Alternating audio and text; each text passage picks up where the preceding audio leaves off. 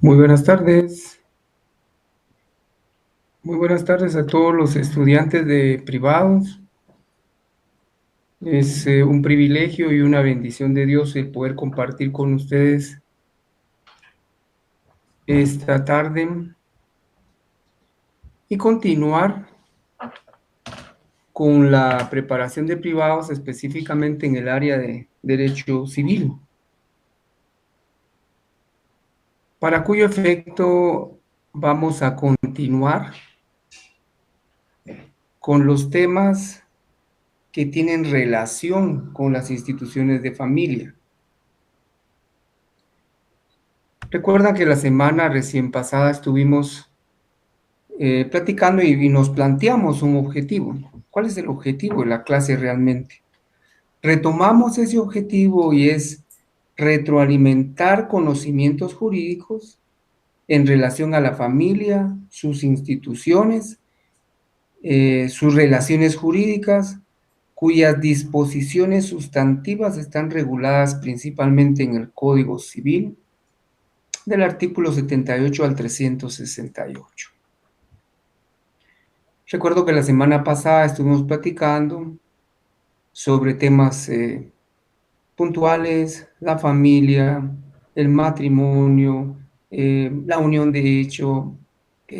Bueno, también platicamos, recordarán ustedes, sobre el divorcio, sobre la separación también. Ahora nos toca enfocar, nos toca argumentar sobre otra institución jurídico familiar civil.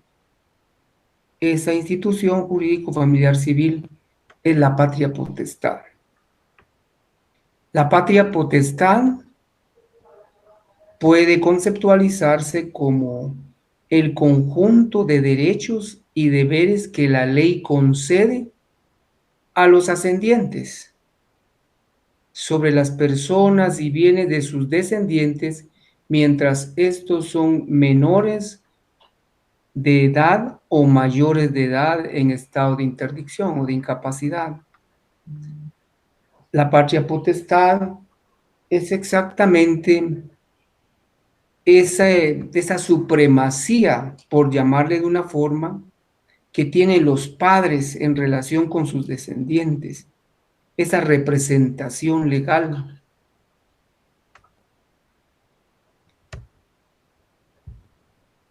Le reitero, esa representación legal mediante la cual se hacen valer derechos, se hacen acciones jurídicas tendientes a proteger, a proteger tanto a los menores como sus intereses, como su patrimonio. Entonces, la patria potestad son todos esos derechos, pero también deberes que tienen los ascendientes, los padres en relación con los hijos. Esa relación es mientras sea de edad, pero hay una excepción. También puede mantenerse la patria potestad cuando los mayores, los hijos mayores de edad, sean declarados en estado de interdicción. Es decir, cuando no reúnan las facultades mentales y volitivas para poder eh, valerse por sí, ser un sujeto de derechos y obligaciones. Cuando un hijo mayor de edad no está con las facultades necesarias para accionar por sí.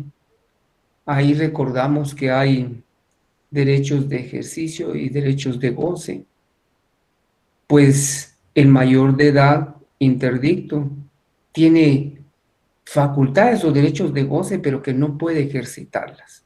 En ese caso, la patria potestad, la representación legal de los padres, es la que, aún en mayoría de edad, se hace valer en defensa y bienestar de ese mayor en estado de interdicción. Vamos a continuar y veremos la patria potestad dentro y fuera del matrimonio, algunas circunstancias legales que se dan en relación a esto.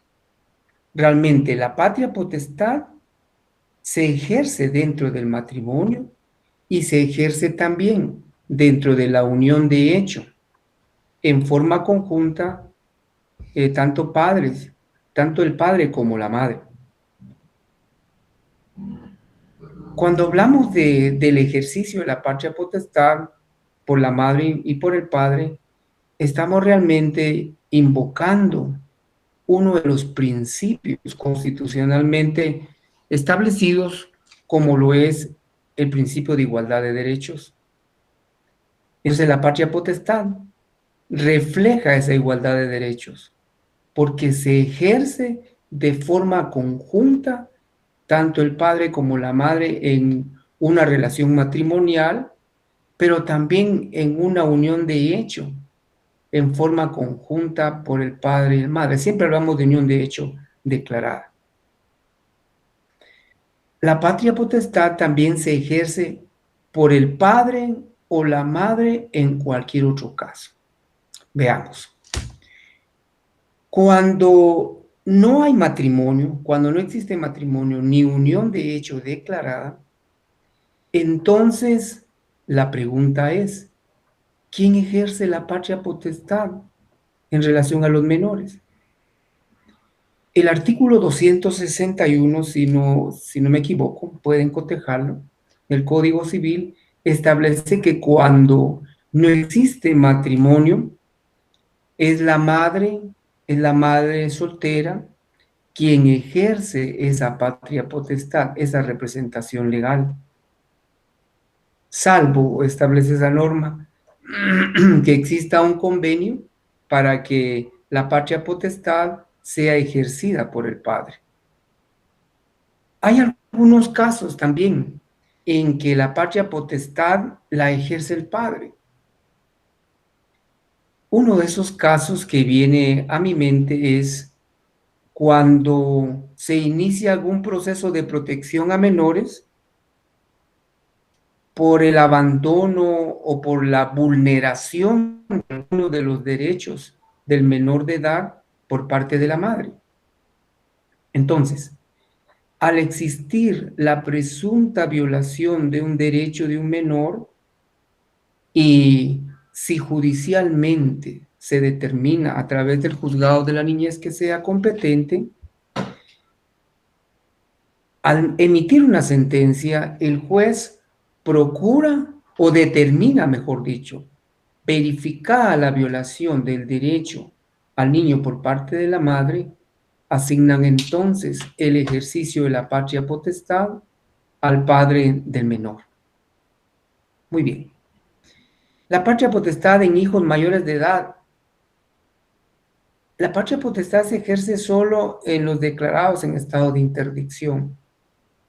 Recordemos que la interdicción tiene que ser una declaración judicial.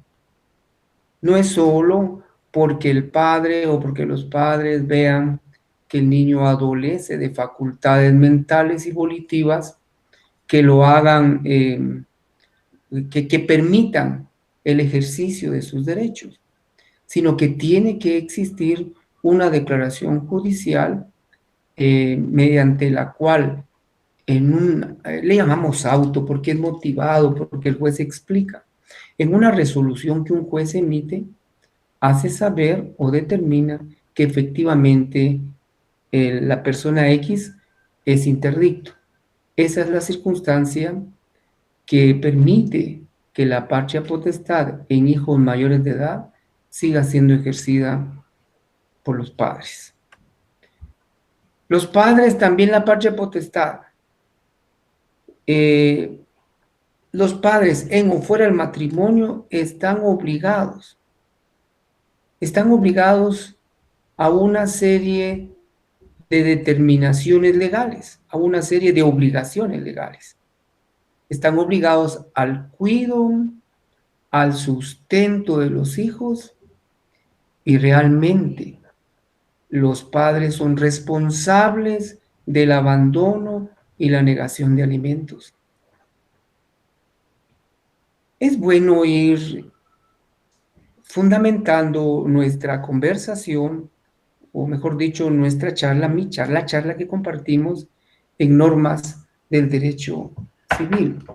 Para el efecto, veamos lo que preceptúa el artículo 47, 50 y 55 de la Constitución Política de la República de Guatemala. Recordemos que la Carta Magna da lineamientos, establece normas de cumplimiento obligatorio que son desarrolladas a través de códigos, a través de leyes ordinarias como el Código Civil. Y veamos que el artículo 47 de la Constitución Política de la República de Guatemala preceptúa: el Estado garantiza la protección social, económica, jurídica y política de la familia. Promoverá su organización sobre la base legal del matrimonio, igualdad de derechos de los cónyuges, la paternidad responsable. Paternidad responsable. Me detengo un momentito acá. Esto tiene relación exactamente con la patria potestad, que ahí vemos no solo algunos derechos, sino los deberes que se tienen. La paternidad responsable es el compromiso de los ascendientes en relación con sus descendientes, de los padres en relación con sus hijos.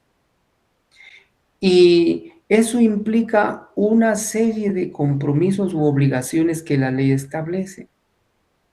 Veamos, ya hablaremos de este tema un poco adelante, solo déjenos adelantar que el sustento, la manutención, la educación, etcétera, es una obligación paterna, es la paternidad responsable a lo que hace alusión la Constitución en su artículo 47. También en la parte final del artículo 47 establece que los esposos, las parejas, deciden libremente el número y espaciamiento de los hijos. ¿Y qué tiene que ver con la patria potestad? Porque cuando la pareja, si son unidos en matrimonio o una unión de hecho declarada, o una unión fuera de matrimonio y fuera de la unión de hecho declarada, disponen convivir maridablemente. A partir de ese momento tienen esa obligación legal para con sus menores hijos. Veamos el artículo 50. Igualdad de los hijos. Todos los hijos son iguales ante la ley y tienen los mismos derechos. Toda discriminación es punible. No puede crearse una preeminencia o discriminarse a hijos que no sean producto de una convivencia matrimonial. La Constitución establece o determina la igualdad entre estos hijos. Ello porque para el ejercicio de la patria potestad no puede eludirse, no puede el responsable, el padre, inhibirse de esa obligación, retractarse de esa obligación por el sencillo hecho de que no sea hijo de matrimonio. No, la Constitución establece igualdad de hijos, artículo 50. Pero como también hablamos de que existe alguna responsabilidad cuando se niega el alimento a los menores. El artículo 55 de la Constitución Política de la República de Guatemala establece obligación de proporcionar alimentos. Es punible la negativa de proporcionar alimentos en la forma en que la ley lo prescribe. Entendemos entonces que la patria potestad realmente implica algunos derechos en relación con los descendientes, pero también obligaciones bien definidas por la ley. Vamos a continuar, entonces, y ahora vamos a hablar un poquito más de la representación de menor o incapacitado. La representación del menor o incapacitado. Muy bien. El menor o incapacitado será representado por los padres en matrimonio, ya lo argumentamos, o por quien ejerza la representación en actos de la vida civil, en la administración de sus bienes, excepto casos establecidos en el artículo 115 del Código Civil y el 255 de ese mismo cuerpo legal. La representación de menores por los padres, lo reiteramos. Fuera del matrimonio, por quien ejerza esa calidad de cuido, guarda y custodia del menor. Y esa representación es en todos los actos de la vida civil. Y también tiene que ver o debe ejercerse en la administración de los bienes de menores, que es un tema también amplio, pero que no es el que nos atañe. Pero hay excepciones que están establecidas en el artículo 115 del Código Civil. Veamos. El artículo 115, veamos a qué nos remite esas excepciones. Muy bien. Artículo 115 del Código Procesal, perdón, del Código Civil. Ya me quiero ir a lo adjetivo yo, pero es Código Civil. Representación de la mujer. En casos de divergencia entre los cónyuges en cuanto al ejercicio de la representación conyugal, el juez de familia, considerando la conducta de cada uno de los integrantes de la pareja, tanto fuera como dentro del hogar, designará a cuál de los cónyuges conferirle esa representación, indicando el tiempo por el que se le confiere y las condiciones que debe cumplir el otro cónyuge para recuperar la posibilidad de ejercer nuevamente esa representación del menor. En todo caso, la administración se ejercerá individualmente, sin necesidad de declaratoria judicial, para el efecto en los siguientes casos. 1. Si se declara la interdicción judicial de uno de los cónyuges, entonces la administración le correspondería al cónyuge lúcido, al que se encuentre en uso de sus facultades. 2. En caso de abandono voluntario del hogar o por declaratoria de ausencia. Este es un fenómeno social con repercusiones legales. Hablamos de familias disfuncionales, hablamos de cuando el esposo o la esposa abandonan el hogar, abandonan a los hijos. Entonces, cuando esas circunstancias se dan, tenemos que tener claro que la administración se ejerce por quien se quede a cargo de los menores. Cuando existe una condena por prisión, por supuesto que el padre o la madre que ha sido condenado en esas circunstancias no puede ejercer la representación legal. Veamos entonces también lo que establece el artículo 255, que también es aludido porque es una excepción a la representación del menor incapacitado. 255, siempre del Código Civil. Establece nuestra ley sustantiva, mientras subsista el vínculo matrimonial o la unión de hecho, el padre y la madre ejercerán conjuntamente la patria potestad, la representación del menor o la del incapacitado y la administración de sus bienes. Y tendrán también ambos padres conjunta o separadamente, salvo los casos regulados en el artículo 115. Bueno, si hay abandono, si hay interdicción, si hay condena. Perfecto. Volvamos entonces ahora. Entendido esto, creo que ya abarcamos un poquito, pero nos centramos. Si existe pugna entre los padres para el ejercicio de la representación de menores, ¿qué sucede? Lo que sucede es que el que se sienta perjudicado debe accionar judicialmente para que la autoridad judicial competente respectiva resuelva a quién de los padres conviene el ejercicio de la patria potestad, a quién de los padres le corresponde la administración de los bienes. Y esa decisión judicial la realiza el titular del órgano competente atendiendo básicamente el interés superior o bienestar de los hijos. Veamos el artículo 256 que nos aporta al respecto.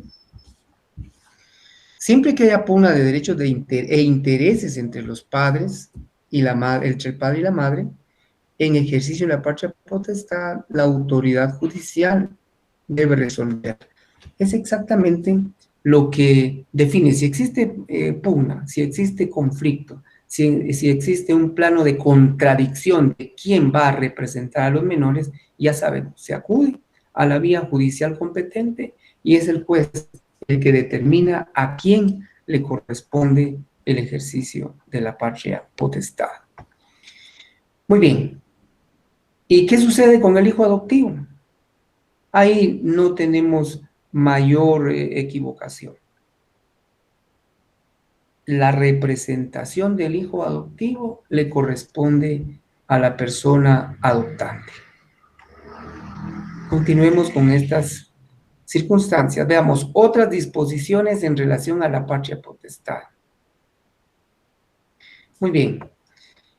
Cuando hablamos de otras disposiciones, estamos realmente procurando enfocar normas sustantivas que pues, nos ayudan a entender, por ejemplo, la capacidad relativa de los hijos menores. Para contratar trabajos del artículo 259 del Código Civil es una fuente una fuente legal para determinar exactamente si pueden o no trabajar los hijos menores de edad. Veamos, el artículo 259, los niños, porque son, bueno, adolescentes serían, los mayores de 14 años tienen capacidad para contratar su trabajo y percibir la retribución convenida con la que ayudarán a sus padres para su propio sostenimiento. Muy bien, esta es una norma que el Código de Trabajo también la enfoca. No vamos a salirnos del entorno civil, pero veamos entonces, hay una capacidad relativa de los menores según la norma que leímos y que hasta donde tengo conocimiento no ha sido objeto de reforma. Cualquier ayuda o apoyo, pues es bienvenido. Muy bien, otra disposición en relación a la patria potestad. Los hijos sí deben vivir con los padres. Deben vivir con los padres porque en su minoría de edad deberán estar sujetos a ellos. ¿Y qué sucede si los niños, si los menores de edad, por alguna circunstancia, se van de la casa? Por alguna actitud un poco apresurada, irreflexiva, o porque de repente han sido influenciados por terceras personas. ¿Qué sucede? Cuando los menores se van de casa, se van de los padres, existe un procedimiento legal para tramitar unas providencias cautelares de restitución de menores. Eso está preceptuado en el artículo 521 y 522 del Código Procesal Civil y Mercantil.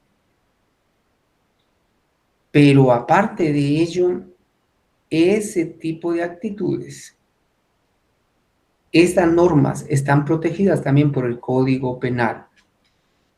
Podemos de repente leer las sustracciones.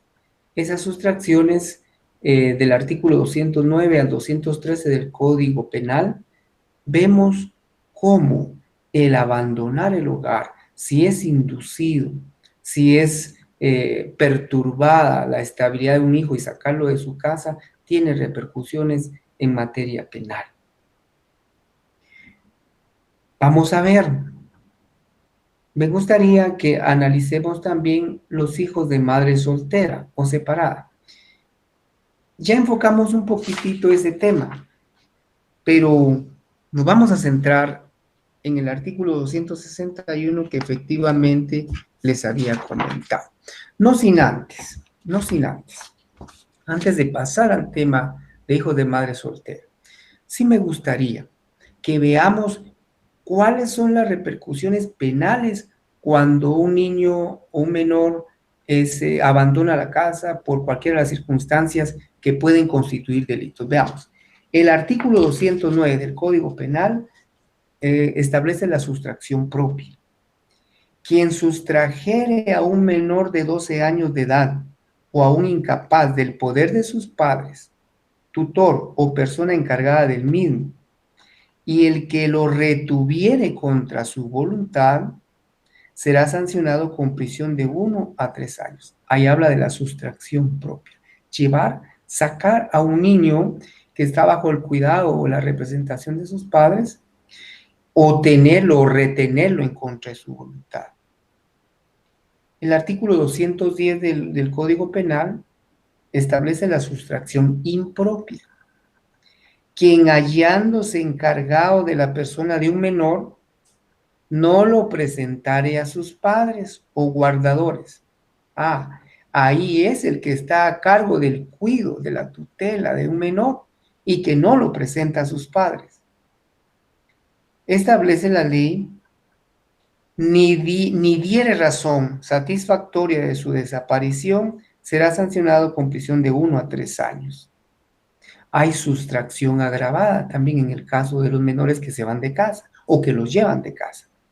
El artículo 211 del Código Penal establece, en caso de desaparición del sustraído, si los responsables no probaren el paradero de la víctima o que su desaparición se debió a causas ajenas a la sustracción, serán sancionados con prisión de 6 a 12 años.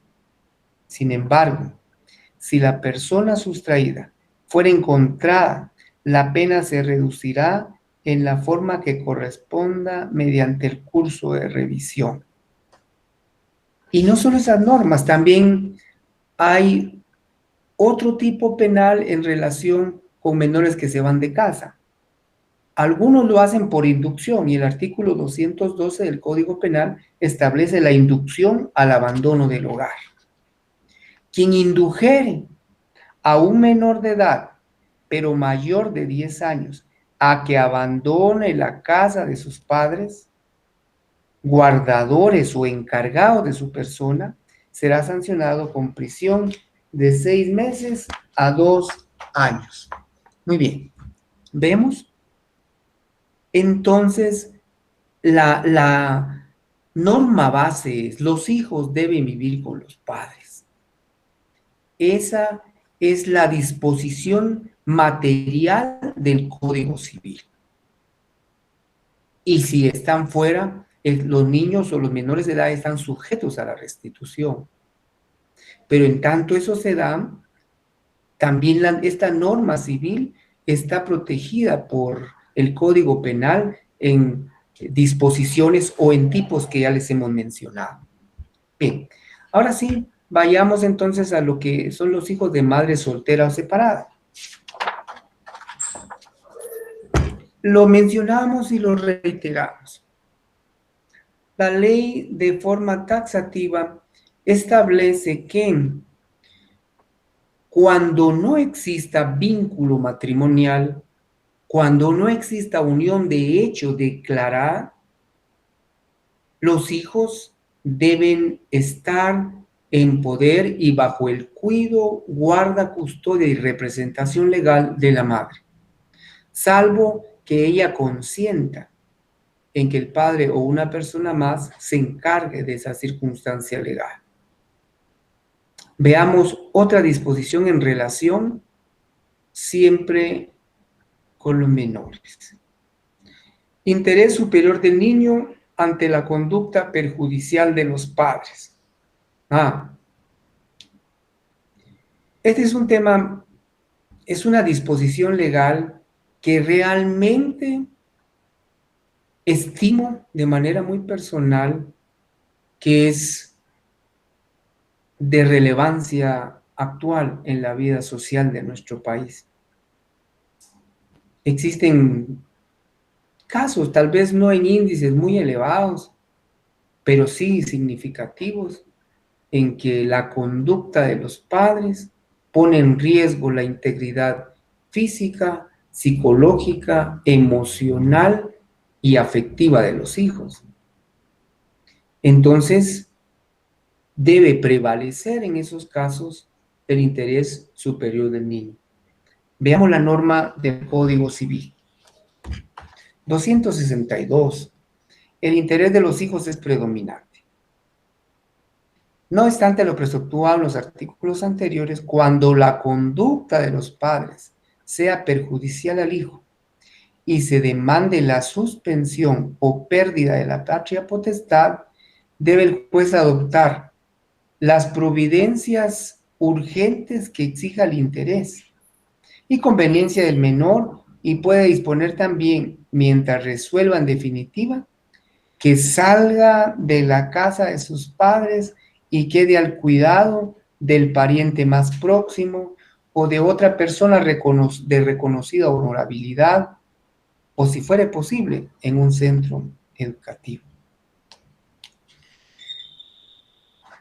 Por cuestiones de trabajo, por la misma experiencia que en el ejercicio de nuestra profesión hemos tenido, nos hemos dado cuenta, hemos tenido que procurar iniciar en algunos casos restituciones de menores, en otros casos protección de menores. Algunas veces ocurre que el padre es una persona con adicción a bebidas alcohólicas o es adicto a algún tipo de estupefacientes o drogas, y esta adicción es consuetudinaria.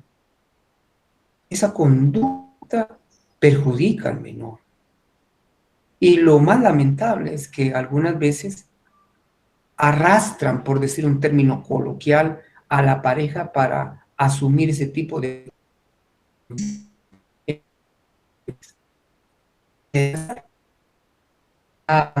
Lo leímos.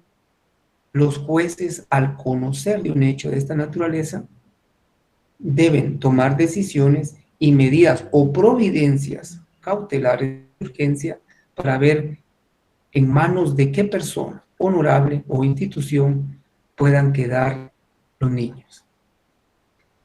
Bueno, pero también cuando hablamos de menores, hay que tener en consideración que ellos tienen obligaciones.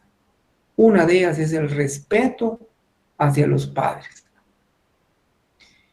El artículo 263 del Código Civil establece: los hijos, aun cuando sean mayores de edad, va más allá de la minoría de edad, aun cuando sean mayores de edad, y cualquiera que sea su estado y condición, deben honrar y respetar a sus padres, y están obligados a prestarles asistencia en todas las circunstancias de la vida. Es no solo una norma jurídica civil, jurídico familiar y civil, es una norma moral. Y nosotros, los estudiantes de derecho, los profesionales del derecho, tenemos que pensar también en cómo ir compartiendo, enfatizando en que sí hay derechos, pero que también hay obligaciones. Ahora es muy fácil escuchar a niños que cuando están siendo exhortados disciplinado, disciplinado no como vara, no como golpe, sino como educación orientada, encaminada a que tengan una conducta sana, pues cuando están siendo orientados o discipulados los hijos, pues no les parece y disponen, de repente si seguís tratándome así, papá, o si me querés imponer esto, si no me dejas salir, me voy a quejar porque estás violando mis derechos. Y como la publicidad es algo que influye, bueno, puede darse alguna presunta violación del derecho de un niño, de un hijo, pero hay que hacer entender que también deben respeto debido a los padres y eso está establecido en la norma ya referida. Los bienes de menores. Del artículo 264 al 267 del Código Civil están claramente establecidos los parámetros legales de qué sucede con los bienes. Y hay disposiciones bien taxativas. Preceptúa el 264 del Decreto Ley 106. Los padres no pueden enajenar ni gravar los bienes de los hijos, ni contraer en nombre de ellos obligaciones que excedan los límites de su ordinaria administración. Bueno, los padres sencillamente, si hay bienes de menores, somos administradores o deben ser administradores. Y solo por causa de suma necesidad o absoluta necesidad puede disponerse de bienes de menores, pero con autorización judicial. Bueno, tiene que haber diligencias judiciales de autorización para enajenar o gravar bienes de menores. Pero en esas diligencias será imprescindible probar la justa causa e imprescindible necesidad. Y así en relación a los bienes, pues tenemos una serie de disposiciones que tenemos que atender, que hay que tenerlas en cuenta. Tampoco podrán los padres celebrar contratos de arrendamientos por más de 3 años, ni recibir la renta anticipada por más de 1 año sin autorización judicial.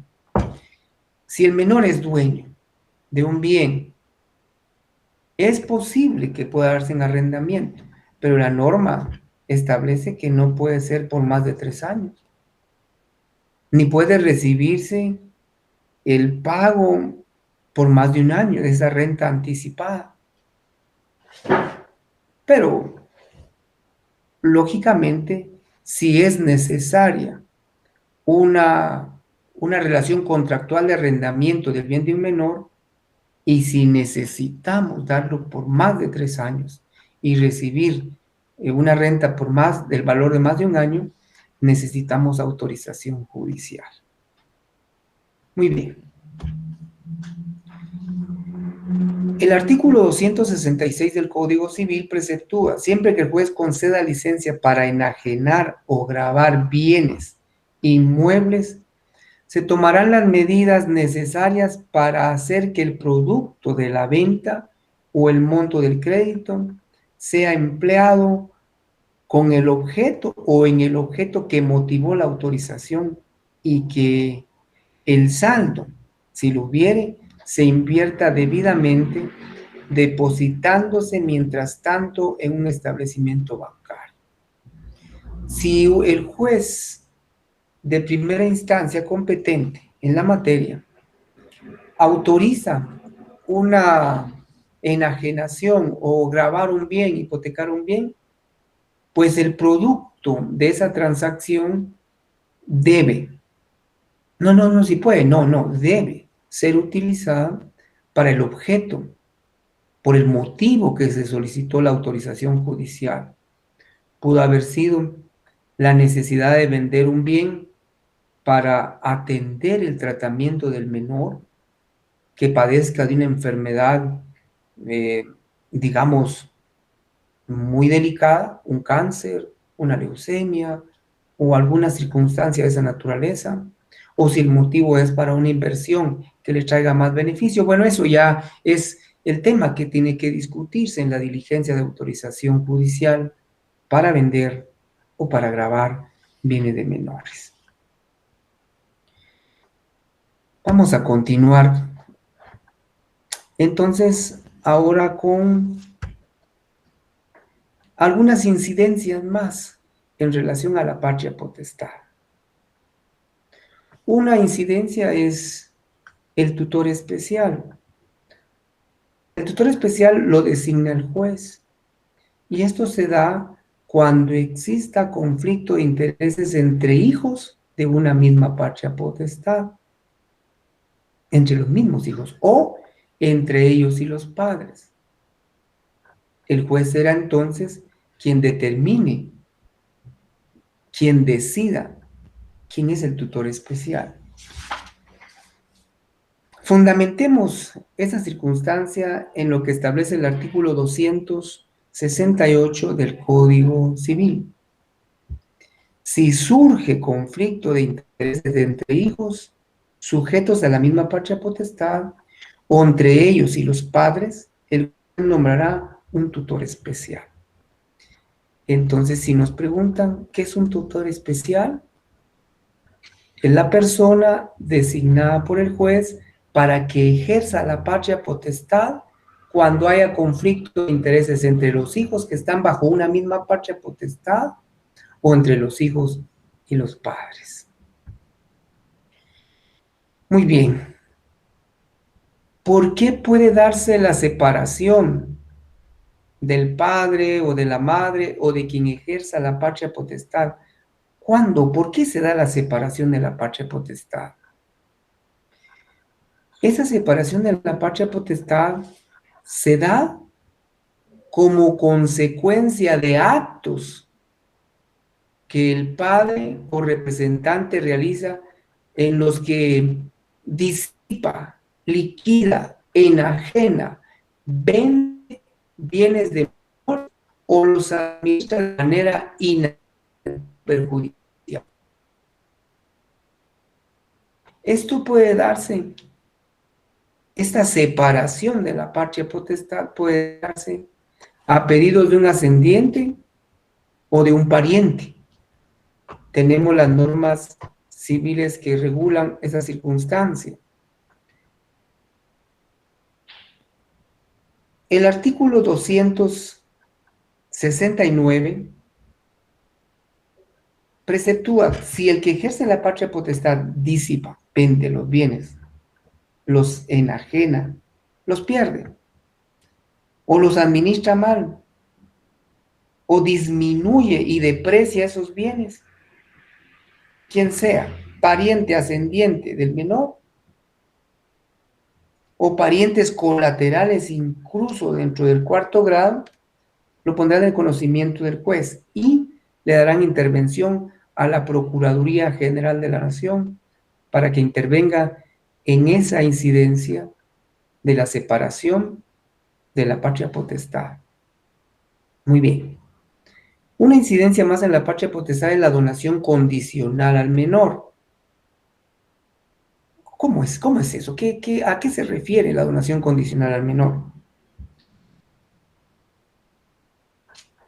Si al que se halla bajo la patria potestad se le hiciera alguna donación o se le dejara herencia o legado con la expresa condición de que los bienes no los administren los padres, bueno, la condición es si dono, si cedo derechos,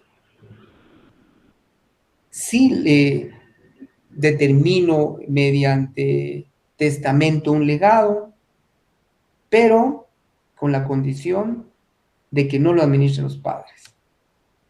Si esa circunstancia está establecida en la disposición del donante, entonces es una donación condicional al menor y obviamente esa voluntad debe respetarse.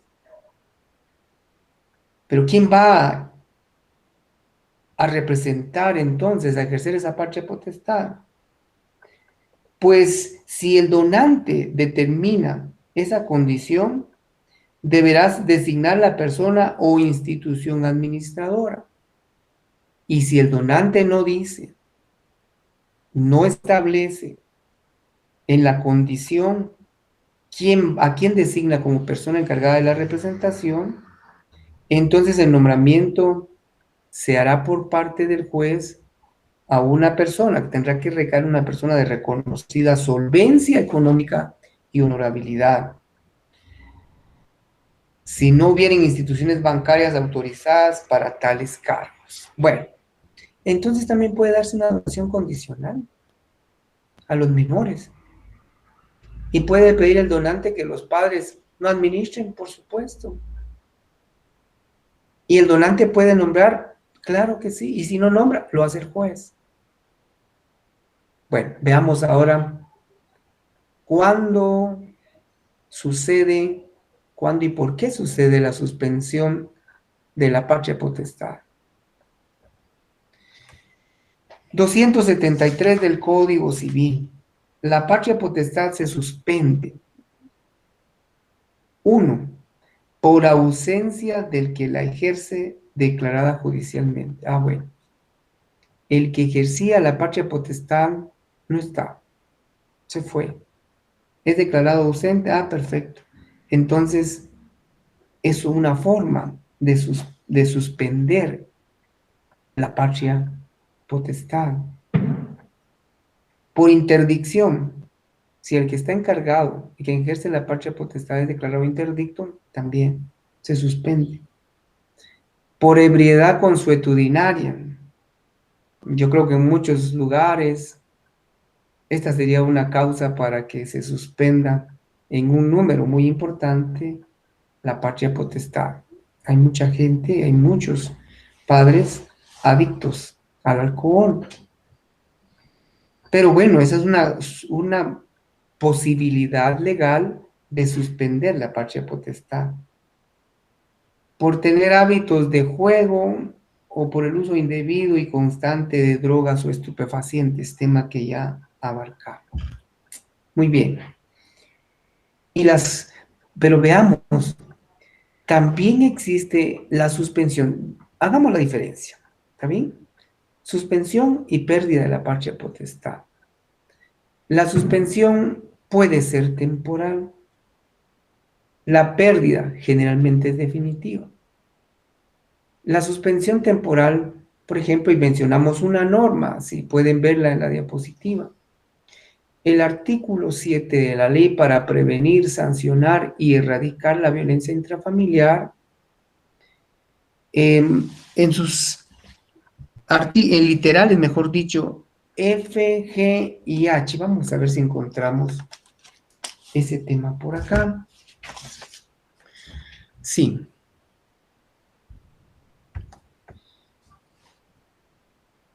Los jueces cuando conozcan de alguna violencia intrafamiliar, cuando conozcan del riesgo que menores pueden estar enfrentando, podrán determinar medidas de seguridad. Por ejemplo, la medida contenida en la literal F del artículo 7 del decreto que les menciono, 97-96. Esa literal F dice: suspenderle provisionalmente al presunto agresor la guarda y custodia de sus hijos e hijas menores de edad. Ah, bueno, entonces sí, hay una forma legal en que varias circunstancias, pero una de ellas, la que estamos leyendo en la ley para prevenir, sancionar y erradicar la violencia intrafamiliar. Y es una suspensión de la patria potestad temporal, porque estas disposiciones pueden durar de un mes hasta 6 meses, prorrogables. Ese es un ejemplo de la suspensión de la patria potestad. Otra, la literal H de ese mismo artículo. Suspenderle al presunto agresor el derecho de visitar a sus hijos e hijas en caso de agresión sexual contra menores de edad. Es lo mínimo que puede pasar, que el juez ordene esa suspensión de visitas a los menores a las hijas o hijos menores de edad. Pero también la literal G del artículo 7 de la ley ya citada para prevenir, sancionar y erradicar la violencia intrafamiliar. Ordenar al presunto agresor abstenerse de interferir en cualquier forma, en el ejercicio de la guarda, crianza y educación de sus hijos e hijas. Tiene limitada la interferencia. A eso le llamamos suspensión de la patria potestad. Muy bien. ¿Cuándo se pierde? ¿Cuáles son las causas de pérdida de la patria potestad? Bueno, el compromiso del estudiante no es memorizarse todos los artículos, es tener la plena certeza de dónde ubicar determinadas instituciones jurídicas para poder fundamentar respuestas, para poder responder a cuestionamientos. Y veamos, si platicamos de las causas para la pérdida de patria potestad, tenemos que enfocarnos en el artículo 274, 276, siempre del Código Civil. El artículo 274 establece la patria potestad se pierde. Hemos hablado mucho de costumbres depravadas, por dedicar a los hijos a la mendicidad, por delitos cometidos por uno de los padres contra el otro, por haber sido condenado a delitos de orden común, si la pena excede de 3 años de prisión, por declaratoria judicial de adoptabilidad dictada por el juez de la niñez y la adolescencia. Bueno, son las causas que pueden permitir la pérdida de la patria potestad. El artículo 275 del Código Civil nos ayuda a enriquecer este tema cuando preceptúa: el que haya sido suspendido en ejercicio de la patria potestad o la hubiere perdido, no quedará exonerado de las obligaciones hacia sus hijos que se establecen en el presente capítulo. Hemos tenido experiencia de algunos casos en los que, al plantear una demanda, por ejemplo, un juicio oral de fijación de pensión alimenticia, para hacer cumplir al padre su obligación, porque aunque esté separado, sea o no casado, tiene la obligación de cumplir con la manutención de sus hijos.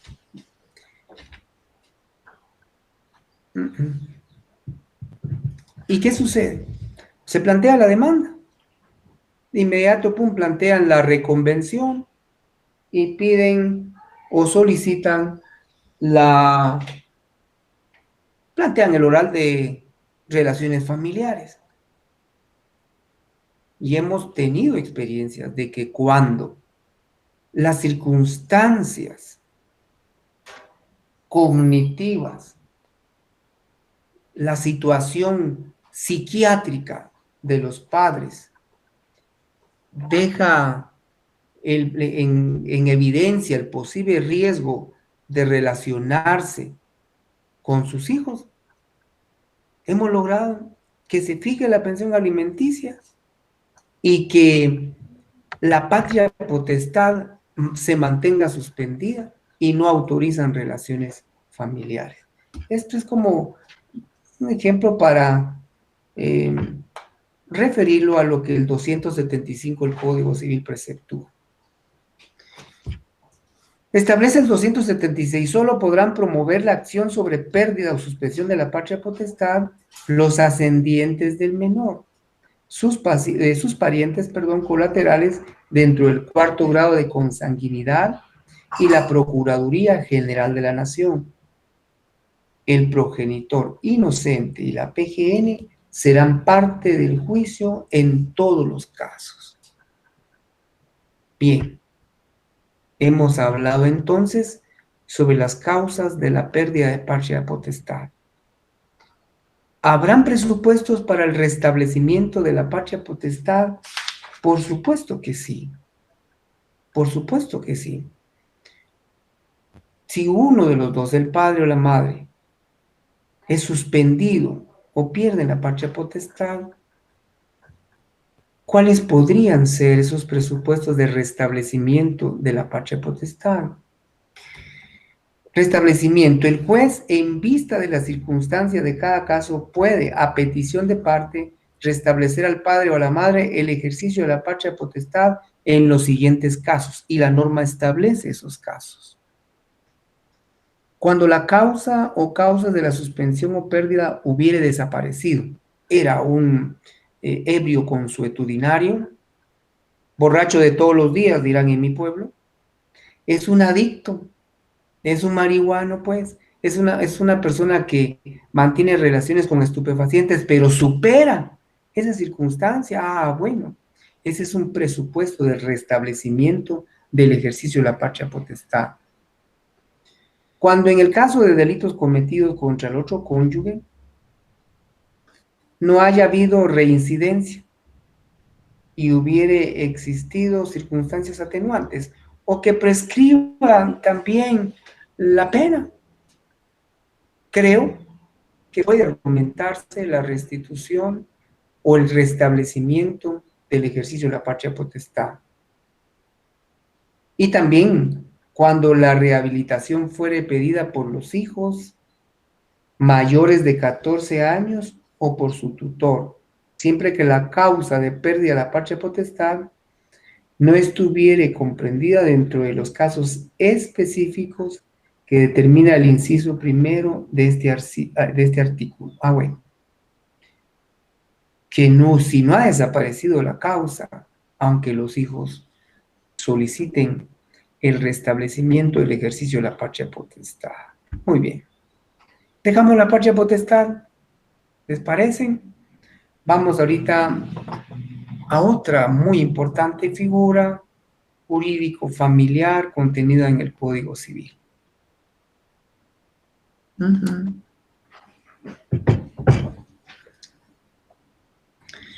Muy bien. La tutela. La tutela. ¿Qué es eso de tutela?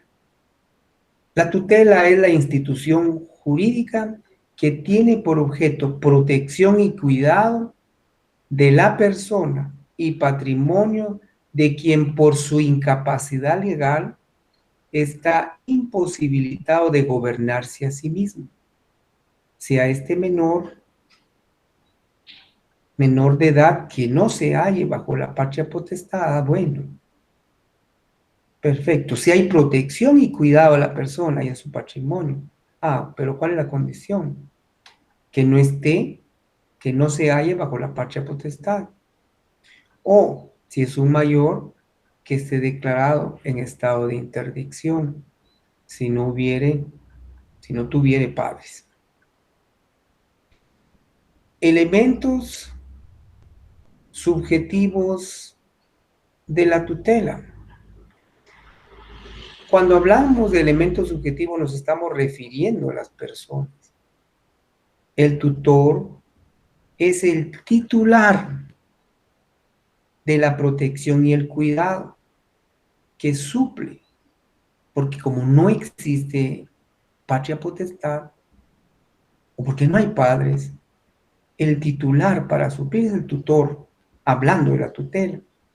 El protutor es quien, a falta del titular, a falta del tutor, puede cumplir esas funciones de protección y cuidado a personas y patrimonio. Y el pupilo es el menor a quien se está cuidando a él y su patrimonio, o el mayor de edad interdicto, ¿verdad? Esas son las definiciones de los elementos subjetivos de la tutela. Enfocándonos siempre en lo que es la tutela, veamos incidencias en la tutela.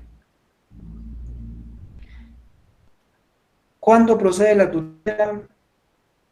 futuros abogados, futuras abogadas, procede en menores sin que se ejerza patria potestad en ellos y en mayores declarados judicialmente interdictos.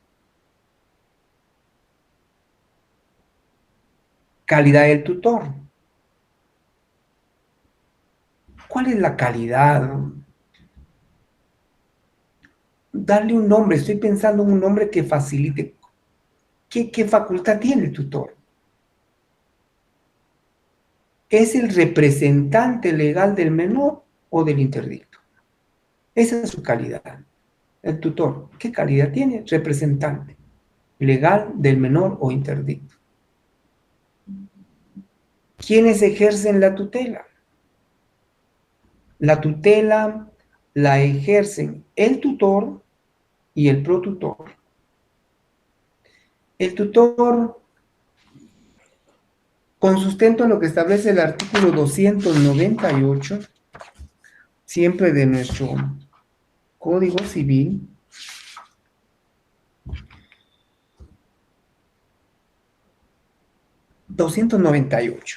los padres y los abuelos en su caso pueden nombrar un tutor y un protutor para todos o para varios de sus hijos o para cada uno de ellos. Pueden también nombrar varios tutores y protutores para que ejerzan el cargo uno en efecto o en defecto de otro, respectivamente en el orden de su designación.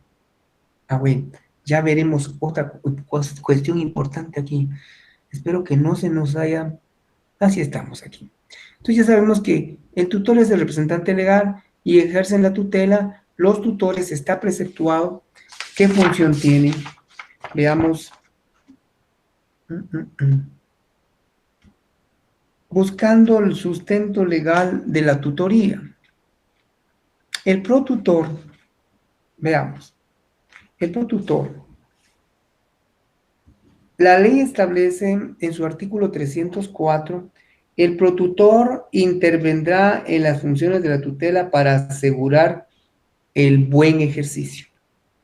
La designación de protutor se hará de la misma forma que la del tutor. Puede recaer en el pariente del pupilo o en otras personas, siempre que reúna las condiciones de notoria honradez y arraigo. ¿Por qué arraigo? Porque es lógico suponer que un menor necesita o un tutor o un protutor que residan exactamente en un lugar donde no vayan a ser objeto de abandono los menores o los que estén bajo esa tutela. Vea qué importante ahora. Clases de tutela. Hay 3 clases de tutela. La tutela testamentaria, la tutela legítima y la tutela judicial.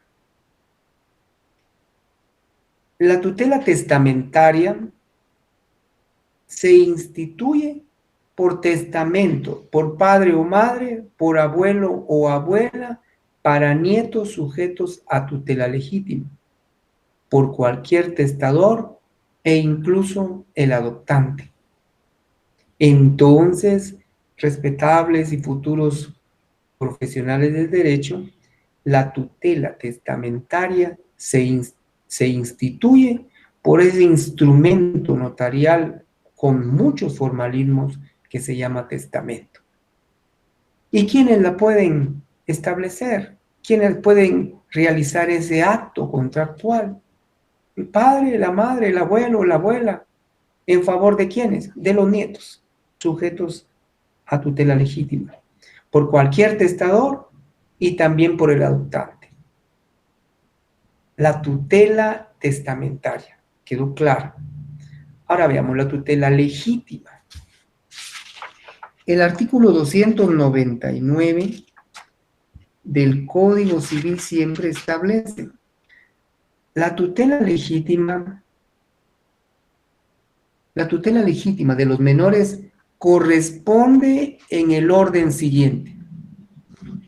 Tutela legítima en el orden siguiente. Primero, abuelo paterno. Segundo, abuela materna. Tercero, el abuelo paterno, la abuela paterna, mejor dicho. Cuarto, a la abuela materna. Y quinto, a los hermanos sin distinción de sexo, siendo preferido los que procedan de ambas líneas, y entre estos el de mayor edad y capacidad. Como vemos, la tutela legítima está realmente establecida en el artículo 299. Abuelo paterno, abuelo materno, abuela paterna, abuela materna y hermanos, en el orden que la ley preceptúa. Esto es en cuanto a la tutela legítima. Y la tutela judicial. ¿Cuándo procede la tutela judicial? Cuando es el juez quien nombra, el juez competente quien nombra al tutor. Cuando no haya tutor testamentario ni haya tutor legítimo, es cuando el juez nombra al tutor. Para ese efecto, la Procuraduría General de la Nación y cualquier persona capaz deben denunciar a la autoridad el hecho que da lugar a la tutela no prevista. Para la designación de la persona del tutor, el juez deberá tomar en cuenta las circunstancias que se mencionan en el artículo anterior. Se recuerdan que hablamos de la tutela legítima. Entonces el juez también tiene que procurar verificar si en el orden de tutela legítima hay algún pariente a quien pueda corresponderle la tutoría, el ser tutor. Si no, pues tomará las decisiones que en derecho correspondan para la protección del pupilo. Hemos hablado de la tutela testamentaria, de la legítima, de la judicial, y también el interdicto. Dijimos ya, la tutela de los mayores de edad declarados en interdicción corresponde ¿a quién? Al cónyuge.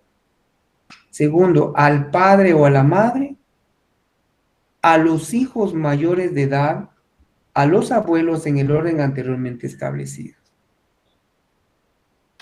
El artículo 302 del Código Civil, siempre en relación a la tutela judicial, establece: si hallándose en ejercicio un tutor legítimo o judicial apareciera el testamentario, vea usted, se da el cruce de las tres clases de tutoría, o de tutela, para ser más explícito: testamentaria, legítima y judicial. Y este artículo la reúne diciendo, o está preceptuando: si hallándose en ejercicio el tutor legítimo, pues el abuelo materno, paterno, etc., o judicial, el nombrado por el juez.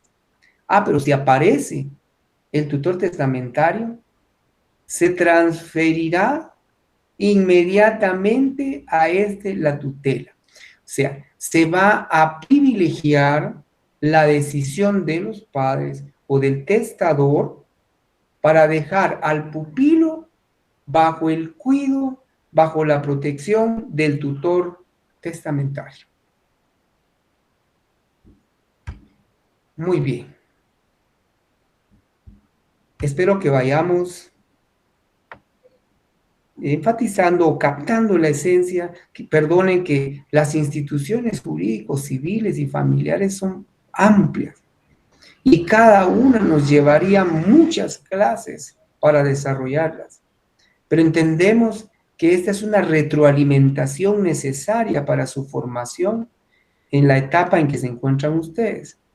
Por eso estamos procurando abarcar lo más importante, que en la ley no puede establecerse una disposición más importante que otra, pero a medida de nuestra experiencia puede enfatizar en eso. Bueno, ya hablamos de casos, ya hablamos de clases, de tutelas también. Ahora veamos el ejercicio de la tutela, el artículo 319 del Código Civil. El artículo 319, para hablar del ejercicio de la tutela, preceptúa: el tutor y protutor no entrarán a ejercer sus cargos sino después de discernidos por el juez. Ninguna tutela puede ser discernida sin estar llenados todos los requisitos para que para su ejercicio exige la ley.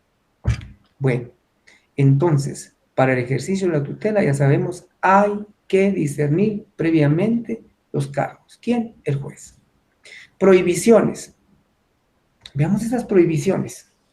Nos llaman la atención las prohibiciones para la tutela. No puede ser tutor ni protutor. ¿Quiénes? El menor, el incapacitado, el penado por algún delito de robo, hurto, etc. El ebrio consuetudinario. Casi estamos hablando siempre de esas circunstancias personales que limitan el ejercicio, en este caso de la tutela. El ebrio no puede. El fallido y el concursado.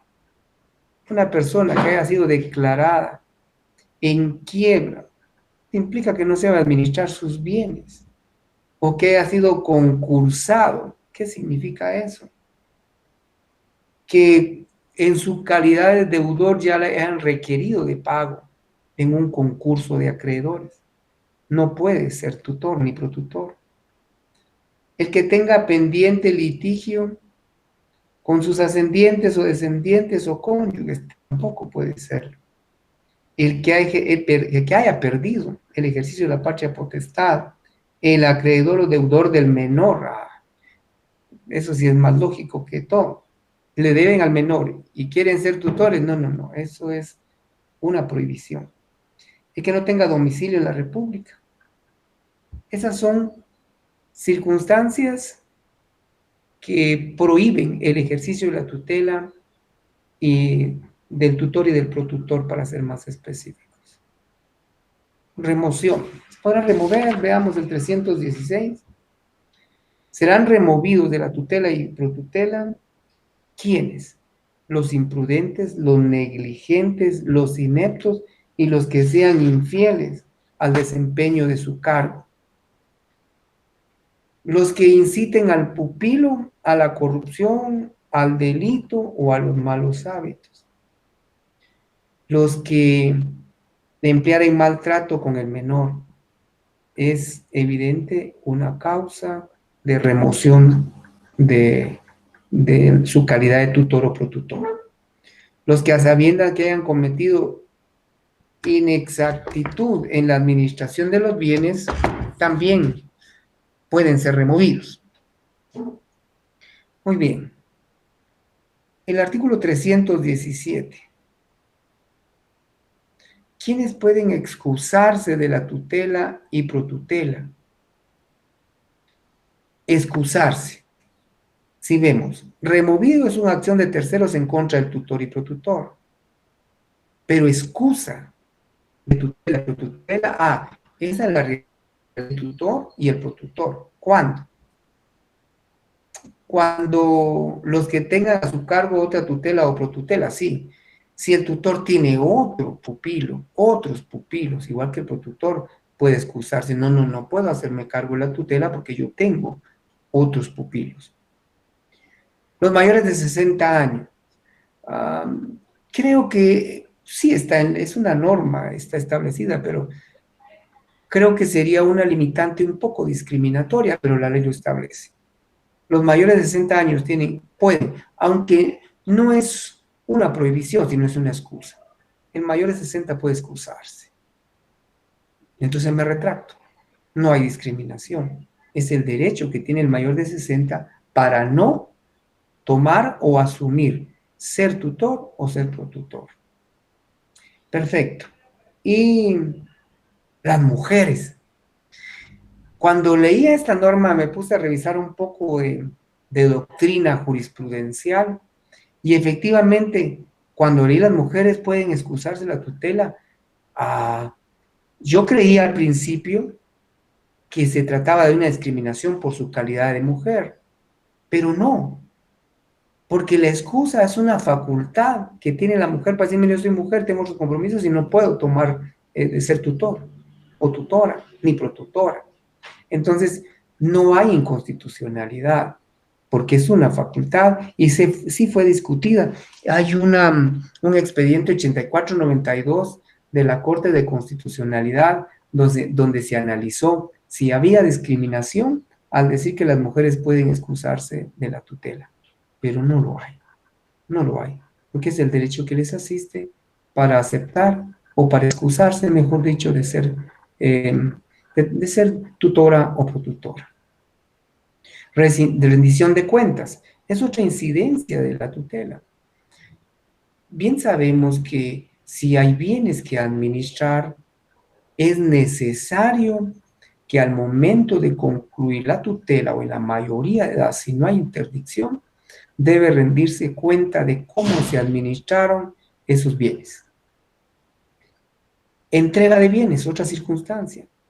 Por supuesto que cuando concluye esta institución de tutela o protutela, es una obligación de los titulares de la tutela el entregar los bienes del menor. Es un complemento de rendición de cuentas. Pero veamos ahora si existe alguna prescripción de las acciones. Quiero ver el artículo 351.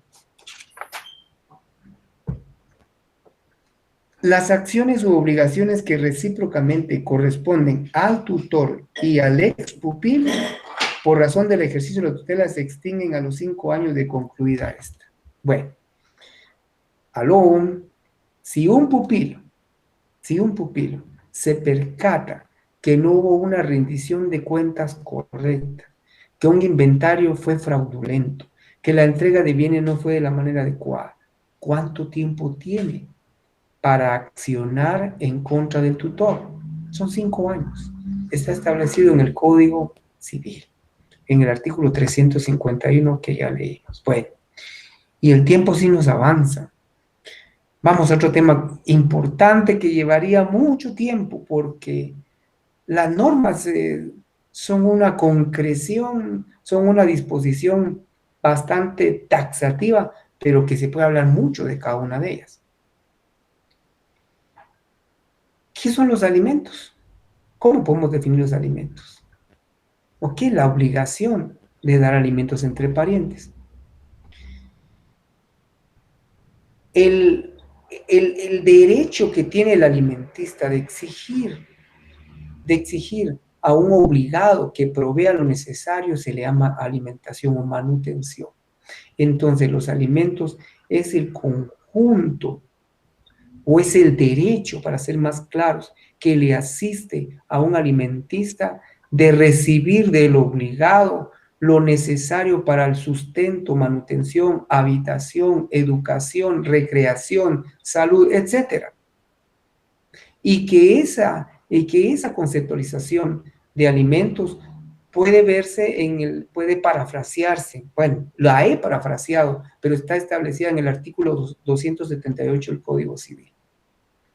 El artículo 51, también protección a menores, y el 55 de la Constitución Política de la República, preceptúan el 51 a la protección a menores y ancianos, y el 55, ¿qué es delito? Realmente la negación de alimentos. Origen y elementos subjetivos. Bueno. ¿Cuándo surge el derecho a la manutención o a los alimentos? El origen es exactamente como consecuencia del matrimonio, de la vida extramatrimonial o de la vida en pareja, y que a consecuencia de ese tipo de relaciones nacen nuevos seres. A partir de ese momento surge el concepto o la obligación y el derecho de alimentos. ¿Quiénes son los elementos subjetivos? Pues está el alimentante, que yo le llamo más obligado, y el alimentista. Obligado a prestar alimentos. Están ascendientes, descendientes. Bueno, pero veamos el artículo 283 para que tengamos en claro lo que la ley preceptúa. 283. Están obligados recíprocamente a proporcionarse alimentos los cónyuges, los ascendientes, los descendientes, los hermanos y los abuelos paternos. Tienen carga legal los abuelos en esta figura de alimentos. Puede demandarse a un abuelo paterno cuando el hijo no tenga la capacidad o se haga el desentendido e incumpla y no proporcione alimentos. ¿Podríamos demandar al abuelo? Sí, claro. Está establecido en el artículo 283 quiénes son los que están obligados recíprocamente a darse o a proveer de alimentos. Muy bien. ¿Y qué sucede si hay pluralidad de alimentantes? Si hay varias personas obligadas a proporcionar alimentos. El 284, cuando hay pluralidad pasiva, es decir, de los obligados, establece que de alguna forma se repartirán ese compromiso, proveyendo la manutención a los alimentistas. Pero ¿qué sucede si hay pluralidad, si hay varios alimentistas? El 285 del mismo cuerpo legal establece cuando dos o más alimentistas tuvieran derecho a ser alimentados por una misma persona y ésta no tuviera fortuna bastante para atender a todos, los prestará en el orden siguiente.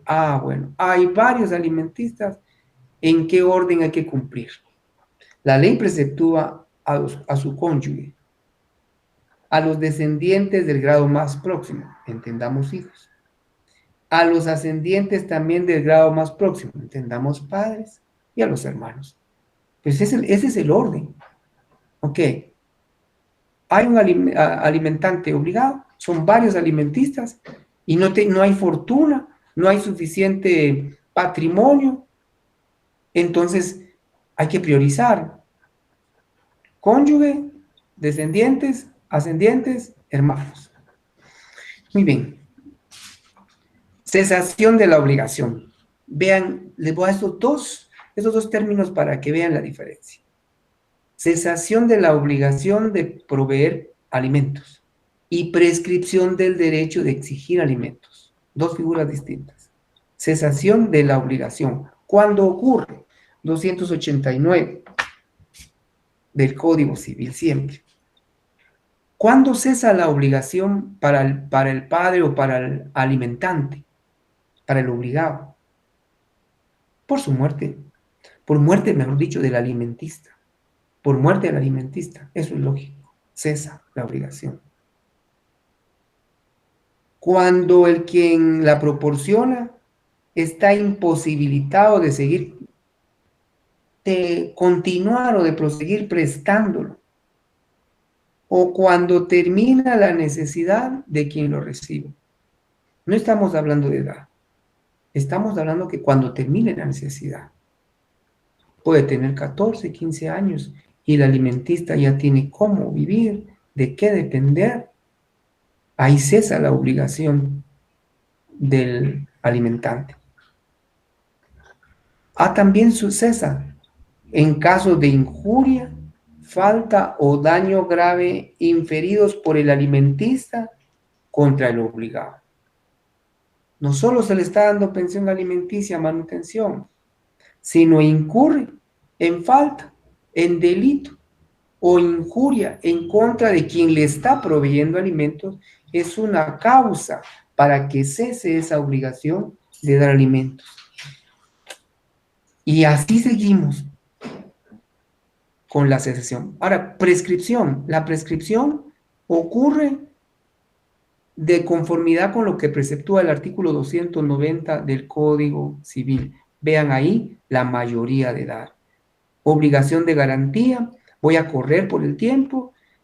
Todos los alimentantes están obligados a garantizar el cumplimiento del pago de la alimentación, de la pensión alimenticia. Y esto se garantiza con prenda, hipoteca o con algún fiador. Muy bien. Patrimonio familiar es una institución jurídica, social, por la cual se destina uno o más bienes a la protección del hogar y al sostenimiento de la familia. Dos o más bienes, uno o más bienes para proteger el hogar y el sostenimiento de la familia. Muy bien. Incidencias del patrimonio familiar. Le tengo los artículos, ojalá vayan haciendo captura de imágenes para que vean. Los bienes afectos pueden ser casas, predios urbanos, rurales, negocios, comercios, etc. ¿Cuál es el valor máximo del patrimonio familiar? Hasta 100,000 quetzales.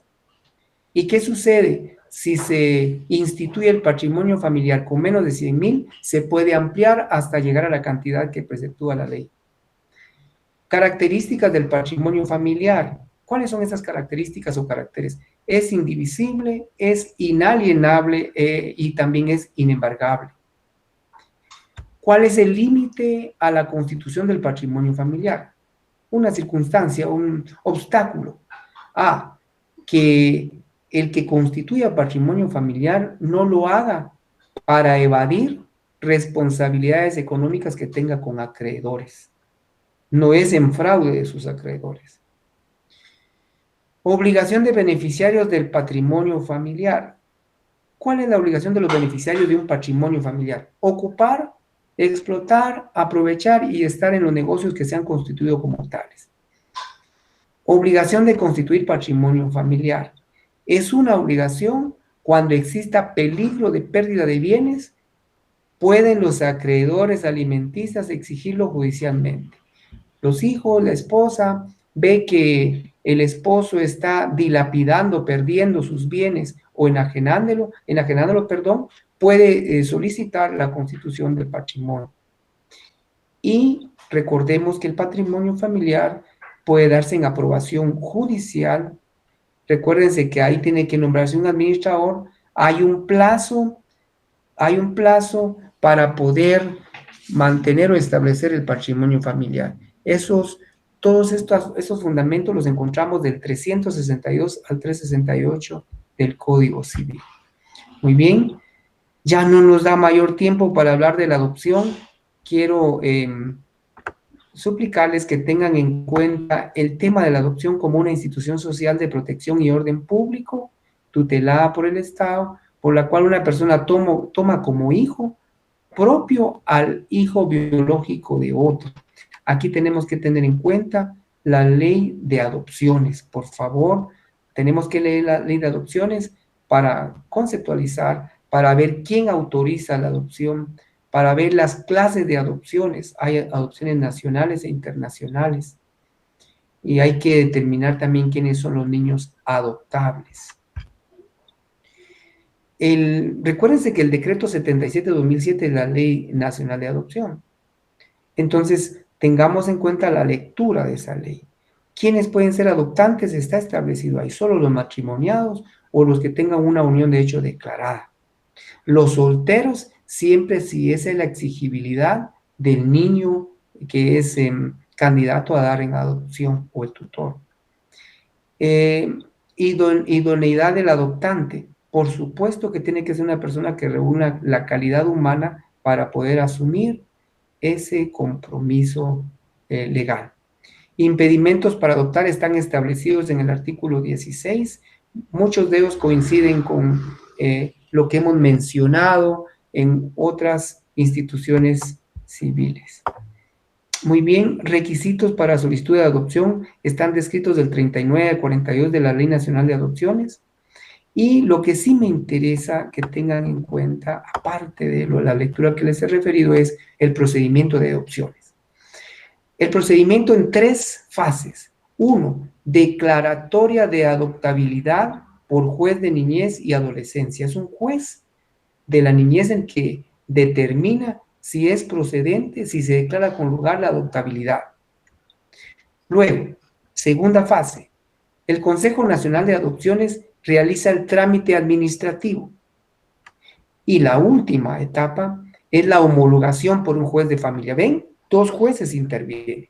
Adoptabilidad la determina el juez de niñez y la homologación del trámite de adopción la realiza el juez de familia competente. Y luego hay un seguimiento posterior a la adopción.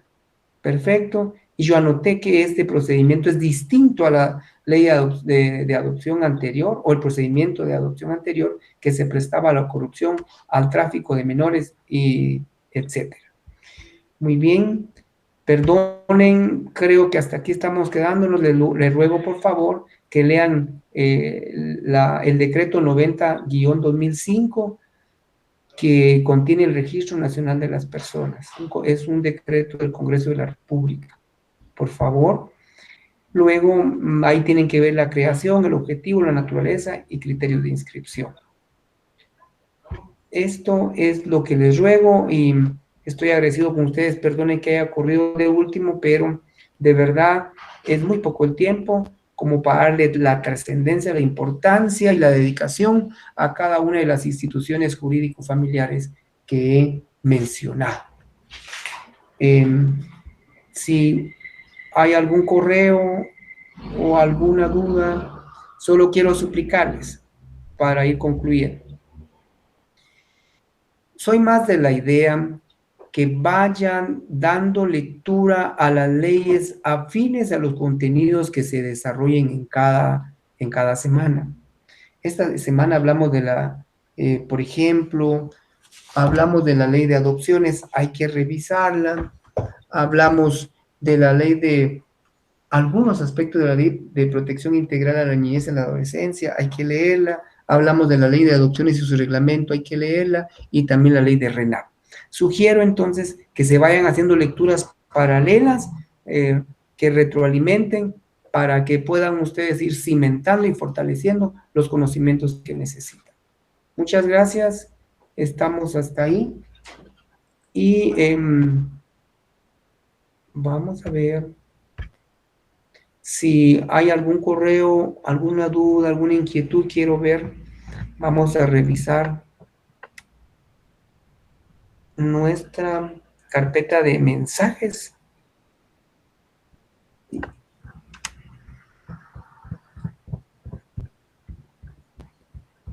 Estamos viendo.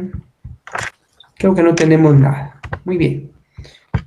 Gracias a todos desde cualquier punto del país que nos hayan escuchado. Gracias por su tolerancia, gracias por su paciencia, gracias por su atención. Cualquier falencia en que hayamos incurrido es susceptible de mejorarse con el empeño y la dedicación que ustedes le están poniendo a su estudio. Muy buena tarde y con permiso.